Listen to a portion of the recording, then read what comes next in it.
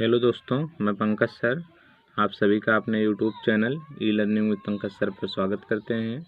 इस वीडियो में हम आपको क्लास 12 फिजिक्स के पार्ट 1 लेसन 2 गॉस की प्रमेय का लेक्चर फर्स्ट लेकर के उपस्थित हैं। तो यदि आप इस चैनल पर नए हो तो प्लीज़ चैनल को लाइक, शेयर और सब्सक्राइब कर दीजिए और बेल आइकन को भी प्रेस कर दीजिए, जिससे हर इस प्रकार की लेटेस्ट वीडियो की अपडेट आप तक पहुंचती रहे। तो फ्रेंड्स, और यदि इसके पहले हमने आपको फर्स्ट से लेसन जो है पढ़ाया जो है वैद्युत आवेश एवं वैद्युत क्षेत्र, यदि आप उस वीडियो को नहीं देखे हैं तो आप हमारे प्लेलिस्ट में जा कर के क्लास 12 की फिजिक्स को ओपन करिए, उसमें आपको इसके पहले की वीडियो मिल जाएंगी और भी सब्जेक्टों की जो है आपको वहाँ पे वीडियो मिल जाएंगी।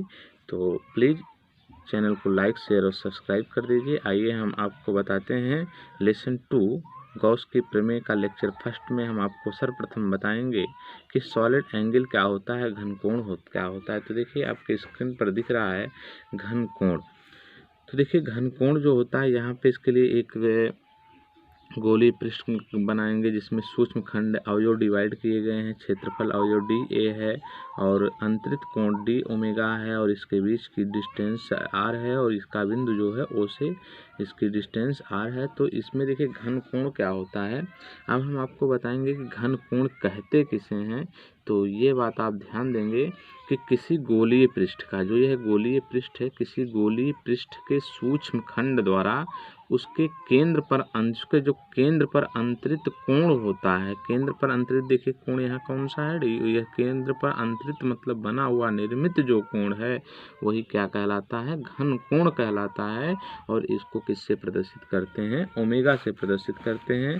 तो आइए फ्रेंड्स हम आपको बता देते हैं इसकी डिफिनेशन की घन कोण कहते किसे हैं। तो आप याद रखेंगे इसकी डिफिनेशन होती है किसी गोलीय पृष्ठ के इसकी डिफिनेशन हम आपको लिख दे रहे हैं, किसी गोलीय पृष्ठ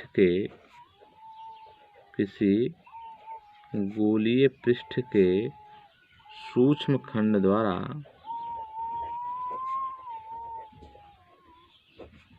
किसी गोलीय पृष्ठ के सूक्ष्म खंड द्वारा उसके अंतरित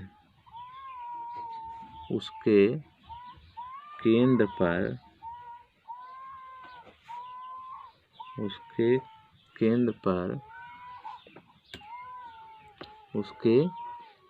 पर अंतरित कोण को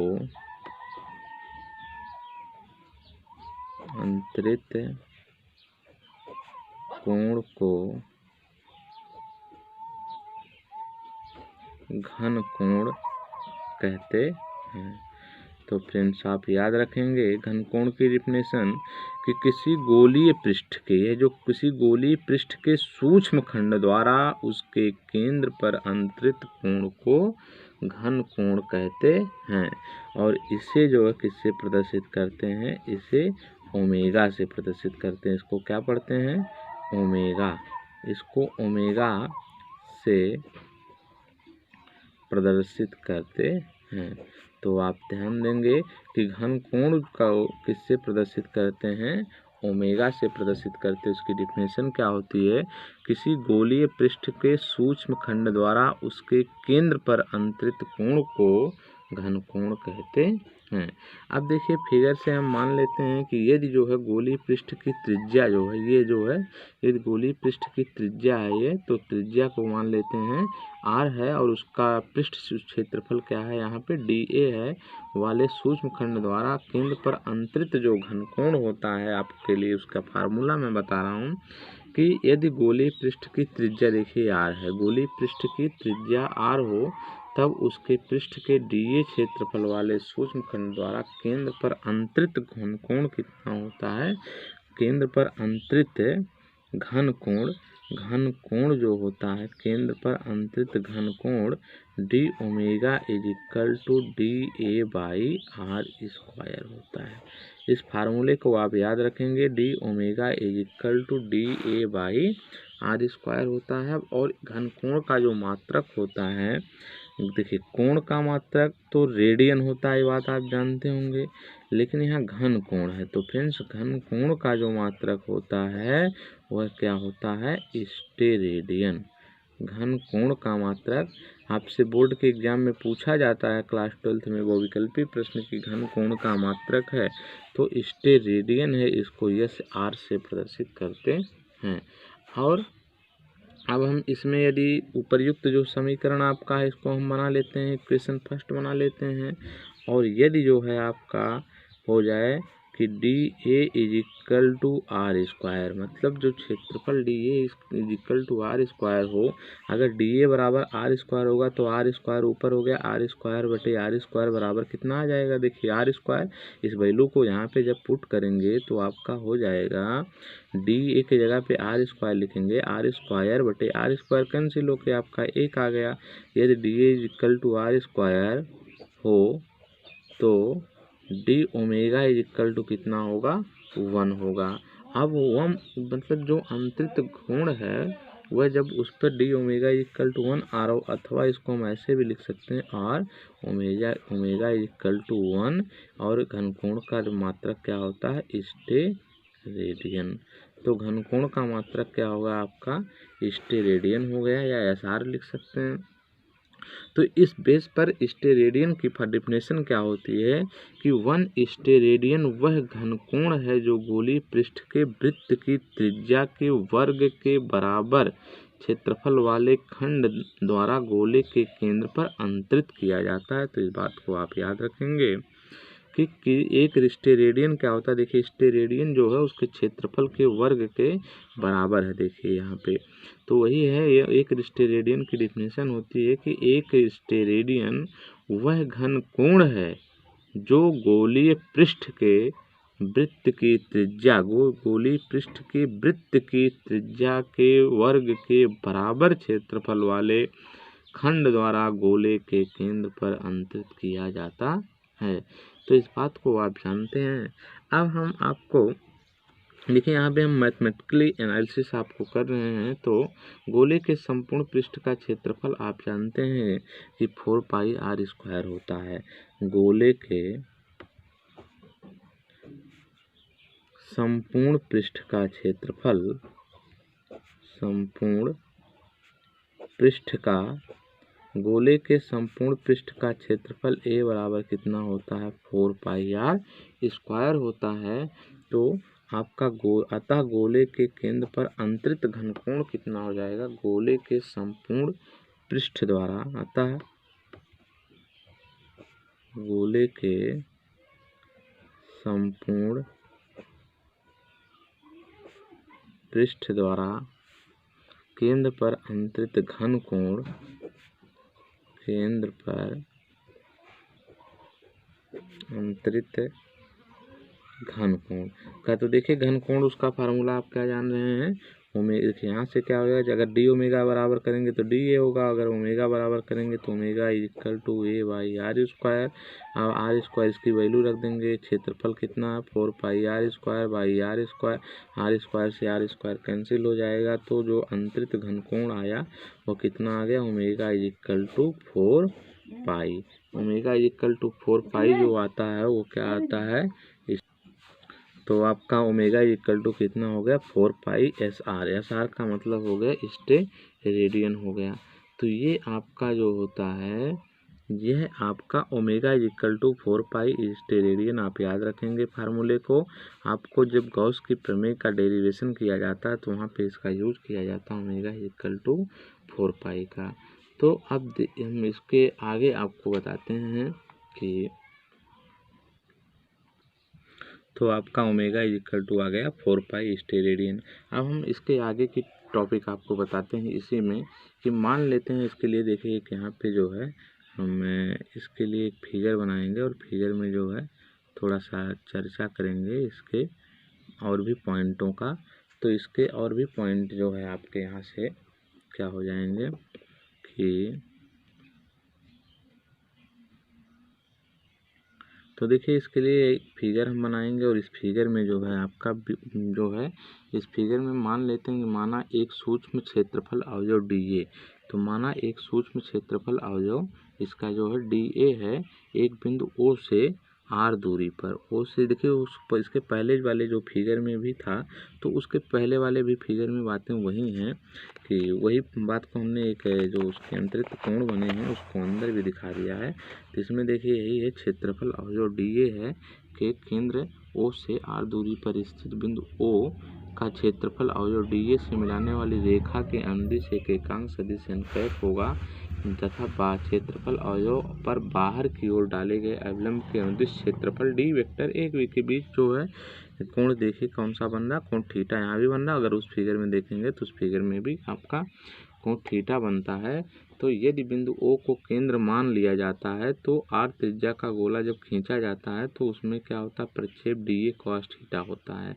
इसमें जो प्रक्षेप होता है ये आपका होता है डी ए कॉस थीटा, इसका प्रक्षेप होता है। तो इसलिए क्षेत्रफल अवयव डी ए द्वारा गोले के केंद्र ओ पर अंतरित जो घनकोण का फार्मूला होता है वो डी ओमेगा इक्वल टू क्या होता है, डी ए कॉस थीटा बटे में आर स्क्वायर। तो फ्रेंड्स ये भी फार्मूला आप याद रखेंगे कि यदि बिंदु ओ को जब केंद्र मान लिया जाता है तो मानकर एक आर त्रिज्या का गोला खींचते हैं तो क्षेत्रफल और जो डी ए का गोले के पृष्ठ पर जो प्रक्षेप होता है वो डी ए कॉस थीटा होगा, जिससे क्या होता है डी ए कॉस थीटा बटे में आर स्क्वायर। इसके लिए अंतरित घनकोण डी ओमेगा बराबर कितना होता है, D omega is equal to D A cos theta बटे में आर स्क्वायर होता है। तो फ्रेंड्स इस फार्मूले को आप याद रखेंगे।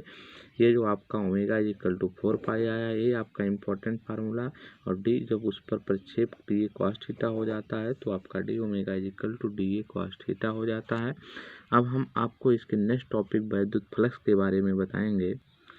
तो देखिए आपका वैद्युत फ्लक्स क्या है। वैद्युत फ्लक्स की जो डिफिनेशन होती है कि वैद्युत क्षेत्र में स्थित किसी काल्पनिक पृष्ठ से संबद्ध वैद्युत फ्लक्स उस पृष्ठ से होकर गुजरने वाली वैद्युत बल रेखाओं की संख्या की माप है। तो ये आपकी वैद्युत फ्लक्स की डिफिनेशन होती है। इसको आप याद रखेंगे कि वैद्युत क्षेत्र में स्थित किसी काल्पनिक पृष्ठ से संबद्ध है वैद्युत फ्लक्स उस पृष्ठ से होकर गुजरने वाली वैद्युत बल रेखाओं की संख्या की माप है। और वैद्युत फ्लक्स को आप याद रखेंगे हमेशा कि इसको फाई ई से प्रदर्शित करते हैं, फाई ई से प्रदर्शित करते हैं।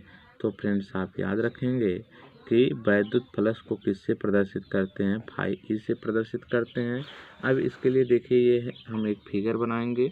इस तरीके से आपका फिगर होगा और फिगर में ये आप फिगर बना लेंगे तो फिगर में देख रहे होंगे कि यदि किसी बिंदु पर वैद्युत क्षेत्र की जो तीव्रता है वो क्या है, वेक्टर ई है, तब उसके अभिलंबवत स्थित क्षेत्रफल अवयव से गुजरने वाला जो क्षेत्रफल अवयव होगा डी ए से गुजरने वाली वैद्युत बल रेखाओं की संख्या अर्थात क्षेत्रफल अवयव से बंद वैद्युत फ्लक्स के लिए फार्मूला क्या हो जाएगा, फार्मूला आपका हो जाएगा d phi E is equal to e dot D a. तो d phi E is equal to e dot D a होगा। अब यहाँ पे थोड़ा सा देखिए मान लेंगे कि यदि जो है इस पृष्ठ को थीटा कोण घुमा दिया जाता है, इस पृष्ठ को कितना घुमा दिया जाता है, थीटा कोण घुमा दिया जाता है, तब ई के अभिलंबवत क्षेत्रफल अवयव का परिक्षेप अभी ऊपर हमने आपको बताया कि डी ए कॉस थीटा होता है। तो क्षेत्रफल अवयव से जब गुजरता है तो यहाँ से गुजरने वाली बल रेखाओं की संख्या जो वैद्युत फ्लक्स होती है तो आपकी यहाँ से क्या हो जाएगी, D phi E is equal to R we can write this D phi E is equal to आपका हो जाएगा यहाँ से E dot D A cos theta. ये आपका इतना हो जाएगा, डी ए कॉस थीटा जो प्रक्षेप होता है उस बेस पर ये E D A cos theta हो जाएगा। बट अब इसको हम वेक्टर क्वांटिटी में लिखते हैं तो वेक्टर क्वांटिटी में लिख देंगे तो क्या होगा, D phi E is equal to vector E dot vector A. जैसे आप देखते होंगे तो वेक्टर ए डॉट बी बराबर ए बी कॉस थीटा होता है, उस तरह से आपका क्या हो जाएगा, vector E D A cos theta के स्थान पर vector E dot D vector ए हो जाएगा, ई डॉट डी वेक्टर ए हो जाएगा, vector E dot D A. अब देखिए इसमें थोड़ा सा मान लेंगे कि संपूर्ण पृष्ठ से जो वैद्युत फ्लक्स ज्ञात करने के लिए सर्वप्रथम हम करेंगे क्या कि संपूर्ण पृष्ठ को छोटे छोटे जो है संपूर्ण जो एक पृष्ठ है इसको छोटे छोटे अवयवों में विभक्त करते हैं, और जब हम छोटे छोटे अवयवों में विभक्त कर लेते हैं उसके बाद हम इसमें वैद्युत फ्लक्स ज्ञात करते हैं। तो इन सभी का योग ही जो होता है, जब उनको छोटे छोटे में दिखे, जब उसको हम कई पार्ट में ज्ञात कर लेंगे, छोटे छोटे अवयवों में विभक्त कर लेंगे, तो यहाँ पे क्या होगा, उसको सबको हम जोड़ेंगे, यानी सभी का संपूर्ण योग जो होगा वही वैद्युत फ्लक्स होगा। तो इस आधार पर संपूर्ण पृष्ठ से बद्ध वैद्युत फ्लक्स क्या हो जाएगा, आता है संपूर्ण पृष्ठ से बद्ध वैद्युत फ्लक्स। तो देखिए हम आपको शॉर्टकट तरीके से बता दे रहे हैं, इसको आप याद रखेंगे कि जब उसको हम छोटे छोटे क्षेत्रफल अवयवों में डिवाइड कर लेते हैं तो अब संपूर्ण का निकालने के लिए सीधी सी बात है कि उसका हमको क्या करना पड़ेगा, योग करना पड़ेगा। तो बद्ध वैद्युत फ्लक्स जो फाई ई होता है, ये देखिए सिग्मा होता है, इसको पढ़ते हैं, इस चिन्ह को सिग्मा पढ़ते हैं, और sigma vector E dot D vector ये होता है। तो ये आपका सभी का योग होता है। अब हम यहाँ पे जो है कल मान लेंगे कि यदि प्रत्येक क्षेत्रफल अवयव का जो क्षेत्रफल अत्यंत सूक्ष्म हो, अर्थात जब अत्यंत सूक्ष्म होगा तो डी ए टेंस टू क्या होगा, 0 होगा। यदि डी ए टेंस टू 0 होता है तो आपका यहाँ से क्या हो जाएगा, तो समतल योग का समाकलन के रूप में उसको व्यक्त करें। जब वो अत्यंत छोटा हो जाता है तो उसको हम क्या करते हैं, ये जो मैथ पढ़ते होंगे वो जानते होंगे कि उसका इंटीग्रेशन करते हैं। जब इंटीग्रेशन करते हैं तो उस आधार पर क्या हो जाएगा, वैद्युत फ्लक्स जो संपूर्ण पृष्ठ से बद्ध वैद्युत फ्लक्स हो जाएगा, वो क्या हो गया, इंटीग्रेशन का चिन्ह होता है surface integral vector E dot vector D A, ये आपका हो गया vector E dot D A. जहाँ इस चिन्ह को आप बोल सकते हैं कि जहाँ ये है क्या, जहाँ इस चिन्ह को यस को बोलते हैं जो है संपूर्ण पृष्ठ के लिए, ये क्या है, संपूर्ण पृष्ठ के लिए सरफेस, संपूर्ण पृष्ठ के लिए जो है पृष्ठ समाकल है। क्या है, पृष्ठ समाकल है। इसको क्या बोलते हैं, सरफेस इंटीग्रल, सरफेस इंटीग्रल बोलते हैं, यानी पृष्ठ समाकल है ये आपका। तो ये संपूर्ण पृष्ठ के लिए जो है आपका क्या हो गया, सरफेस इंटीग्रल है। अब इस आधार पर हम अगर इस आधार पर इसकी डिफिनेशन बनाते हैं वैद्युत फ्लक्स की, तो देखिए अभी हमने ऊपर आपको वैद्युत फ्लक्स की डिफिनेशन बताया था कि वैद्युत क्षेत्र में स्थित किसी काल्पनिक पृष्ठ से संबद्ध वैद्युत फ्लक्स उस पृष्ठ से होकर गुजरने वाली वैद्युत बल रेखाओं की संख्या की माप है। तो आप अब इस आधार पर हम क्या, इस आधार पर हमारा क्या फार्मूला बनेगा, इस आधार पर इसकी डिफिनेशन यह बनेगी कि वैद्युत क्षेत्र में स्थित किसी पृष्ठ से बद्ध वैद्युत फ्लक्स उस पृष्ठ पर वैद्युत क्षेत्र के पृष्ठ समाकल के क्या होता है, पृष्ठ समाकल के बराबर होता है। इस डिफिनेशन को भी आप यहाँ पे बोल सकते हैं कि वैद्युत क्षेत्र में स्थित किसी पृष्ठ से बद्ध वैद्युत फ्लक्स, वैद्युत क्षेत्र में स्थित किसी पृष्ठ से बद्ध वैद्युत फ्लक्स फाई ई उस पृष्ठ पर वैद्युत फ्लक्स वैद्युत क्षेत्र के, उस पृष्ठ पर वैद्युत क्षेत्र के पृष्ठ समाकल के बराबर होता है, मीन्स सरफेस इंटीग्रल के बराबर होता है। आप याद रखेंगे इस फार्मूले को। तो संपूर्ण पृष्ठ के लिए जो है बद्ध वैद्युत फ्लक्स, अब देखिए यहाँ पे क्या हो जाएगा, इस ऊपर वाले समीकरण से आपका हो जाएगा phi A is equal to surface integral. अब देखिए vector E dot D A, vector E dot D A को हम क्या लिख लेंगे, इसके आधार पर इसके स्थान पर हमने अभी देखिए ई डॉट डी ए के स्थान पर E D A cos theta लिखा था। तो यहाँ से क्या हो जाएगा आपका E D A cos theta, E D A cos theta. अब इसमें देखिए जो कांस्टेंट वैल्यू है उसका इंटीग्रेशन तो होगा नहीं, तो इंटीग्रेशन इसका जब नहीं होगा तो आपका phi E is equal to, यहाँ से ई और कॉस थीटा क्या करेंगे, बाहर ले लेंगे ई कॉस थीटा, और आपका बच गया इंटीग्रेशन जो है D surface integral D A हो गया। अब देखिए जो सरफेस इंटीग्रल होता है इसका वैल्यू जो होता है सरफेस इंटीग्रल डी ए, जो मतलब देखिए इंटीग्रेशन में जो छोटी क्वांटिटी होती है वो कंप्लीट हो जाती है, पूर्ण हो जाती है। तो इसके आस्ते जो सरफेस इंटीग्रल जब इसका निकालेंगे तो ये क्या हो जाएगा आपका, यहाँ से हो जाएगा phi E is equal to e, और इसका निकालेंगे इसका जो होता है ए होता है, और ये आपका हो गया ई ए कॉस थीटा। अब यहाँ लिख सकते हैं कि चूंकि सरफेस इंटीग्रल डी ए जो होता है वह किसके बराबर होता है, वह क्षेत्रफल के बराबर, उसका कंप्लीट क्षेत्रफल हो जाएगा ए। तो ई ए कॉस थीटा ये आपका फाई ई बराबर, ये फार्मूला आपका बन गया कि phi E is equal to E A cos theta. तो फ्रेंड्स आप याद रखेंगे कि वैद्युत फ्लक्स के लिए फार्मूला आप ये वाला याद रखेंगे, phi E is equal to E A cos theta, और जो है डी फाई ई बराबर वेक्टर ई डॉट डी, ये वाला फार्मूला आप याद रखेंगे। और इसकी डिफिनेशन आप दे लेंगे वही जो हमने आपको बताया कि वैद्युत क्षेत्र में स्थित किसी काल्पनिक पृष्ठ से संबद्ध वैद्युत फ्लक्स उस पृष्ठ से होकर गुजरने वाली वैद्युत बल रेखाओं की संख्या की माप है। लेकिन अगर आप इस आधार पर इसकी डेफिनेशन बनाएंगे तो इस आधार पर आप कह सकते हैं कि वैद्युत क्षेत्र में स्थित किसी पृष्ठ से बद्ध वैद्युत फ्लक्स उस पृष्ठ पर वैद्युत क्षेत्र के पृष्ठ समाकल के बराबर होता है। तो फ्रेंड्स ये आपके लिए था। अब आपको हम इसके आगे की बात बताएंगे कि क्या होता। तो फ्रेंड्स अब आपको हम बताएंगे एक इम्पॉर्टेंट टॉपिक, इसके जो है मात्रक बताएंगे। तो आपका ये क्वेश्चन आपके एग्जाम के दृष्टिकोण से अत्यंत महत्वपूर्ण है, वैद्युत फ्लक्स का मात्रक। तो फ्रेंड्स जो वैद्युत फ्लक्स का मात्रक होता है वो होता क्या है, देखिए अब वैद्युत फ्लक्स का हम मात्रक निकालेंगे तो वैद्युत, देखिए फार्मूला पता है तो फार्मूले से हम जो है मात्रक आसानी से निकाल सकते हैं। तो फ्रेंड्स वैद्युत फ्लक्स का जो फार्मूला आपने अभी देखा कि वैद्युत फ्लक्स का फार्मूला क्या आया था आपका, D phi E is equal to vector E dot D vector. ये आपका जो है क्या है, वैद्युत फ्लक्स का फार्मूला होता है कि D Y is equal to vector E dot D A. अब हम इसका क्या निकालेंगे, इसका अगर हम यूनिट निकालते हैं, मात्रक निकालते हैं, तो देखिए ई का जो मात्रक ई बराबर हमने आपको पिछले लेसन में बताया था कि क्या है, वेक्टर ई वैद्युत क्षेत्र की तीव्रता है।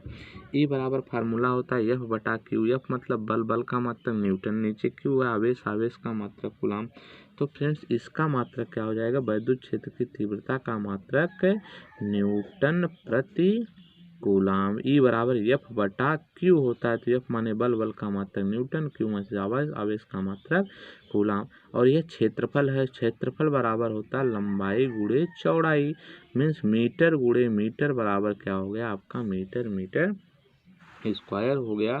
तो फ्रेंड्स आपने देखा कि वैद्युत फ्लक्स का मात्रक क्या आ गया आपका न्यूटन, और इस न्यूटन मीटर स्क्वायर, यहाँ पे हो जाएगा न्यूटन मीटर स्क्वायर प्रति कूलाम।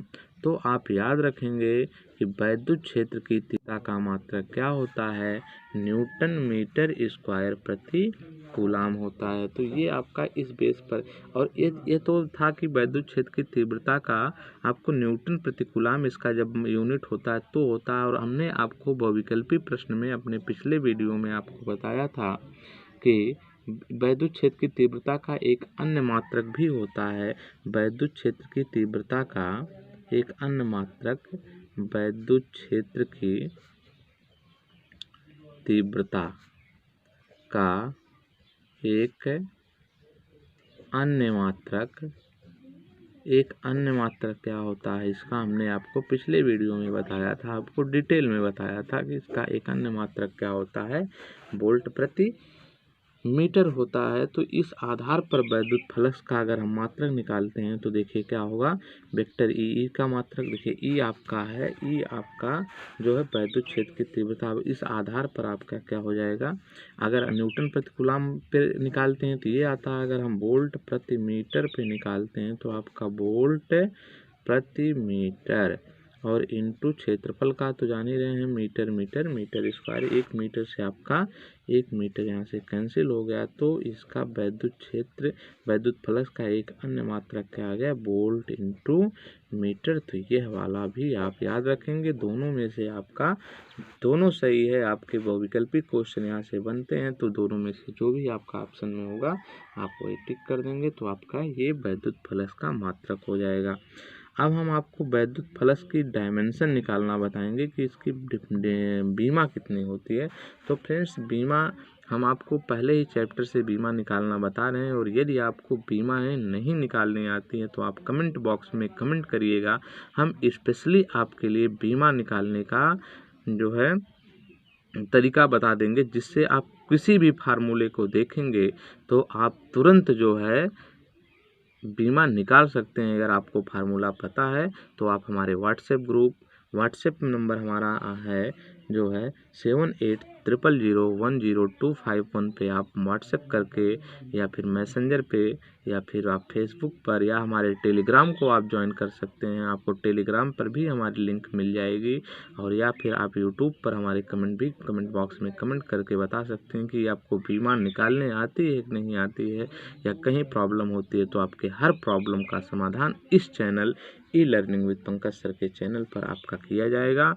तो फ्रेंड्स, आइए हम निकालते हैं कि वैद्युत फ्लक्स की बीमा निकालते हैं। तो देखिए, वैद्युत फ्लक्स की अगर आपको बीमा निकालनी है तो आप आसान तरीके से निकाल सकते हैं। आपने फार्मूला अभी जाना है कि आपका फार्मूला वही होता है D phi E equal to vector E dot D vector A, यही आपका फार्मूला होता है। तो फार्मूले से मात्रक भी निकलता है और मात्रक से बीमा भी निकलती है। तो मात्रक से आप चाहें तो बीमा निकाल लीजिए, और आप यदि चाहें तो जो है मात्रक से अगर बीमा निकालिए या फार्मूले से निकालिए, दोनों बातें आपकी वही हैं। तो हम आइए आपको मात्रक से ही बता देते हैं। तो फ्रेंड्स देखिए, मात्रक क्या है, न्यूटन का बीमा कितनी होती है, न्यूटन मीन्स क्या, बल की बीमा क्या होती है, MLT-2, यह बल की बीमा होती है। और क्या है, newton into meter square means क्या, L2 होगा, उसका L इंटू L2 होगा, और पूरे के बटे में क्या है आपका कूलाम है। कूलाम का आवेश की बीमा क्या होती है, AT होती है। तो ये आपका इस तरह से ये आपकी फार्मूले से इसकी डिफिनेशन, मात्रक से आपकी डिफिनेशन हो गई। अब आप जो है इसको आप सेट कर देंगे, तो जब भी सेट करेंगे तो आपका क्या होगा, देखिए आवेश बराबर ये जो है इसलिए हम किए हैं क्योंकि Q बराबर IT होता है, धारा का A और समय का T होता है, इसलिए ऐसा होता है। हमने आपको पिछले वीडियो में सब बताया है, आप हमारे प्ले लिस्ट में जा कर के चेक कर सकते हैं। तो आपका यहाँ से हो जाएगा L मिलकर क्या होगा, L3 होगा, T-2 होगा, और नीचे पुनः आपका वही सेम लिख देंगे AT। तो फ्रेंड्स, अब इसको आप सेट करेंगे तो आपका क्या होगा, M और L3, और देखिए T नीचे है, ऊपर जाएगा -1 होगा, -2 पहले से, तो आपका -3 हो जाएगा, और A नीचे आपका ऊपर जाएगा, +1 है, ऊपर जाएगा -1 हो गया। तो फ्रेंड्स, वैद्युत फ्लक्स की बीमा क्या हो गई, ML3T-3A-1, ये आपकी बीमा होती है। तो फ्रेंड्स, आपको वीडियो कैसा लगा, आप इस वीडियो को बिना स्किप किए हुए पूरा देखिएगा। तो thank you watching this video, thank you so much. मिलते हैं आपसे नेक्स्ट वीडियो में नेक्स्ट टॉपिक के साथ। इस चैप्टर की एक मोस्ट इम्पॉर्टेंट टॉपिक होगी गॉस की प्रमेय और गॉस की प्रमेय या गॉस का नियम। तो फ्रेंड्स, उस टॉपिक को देखने से पहले आप इस टॉपिक को पहले अच्छे से आप स्टडी करिए। हम मिलते हैं आपसे गॉस की प्रमेय के नेक्स्ट टॉपिक के साथ, जो आपके परीक्षा में 100% पूछा जाने वाला क्वेश्चन है, गॉस की प्रमेय। तो मिलते हैं आपसे नेक्स्ट टाइम में। Thank you watching this video, thank you so much all friends.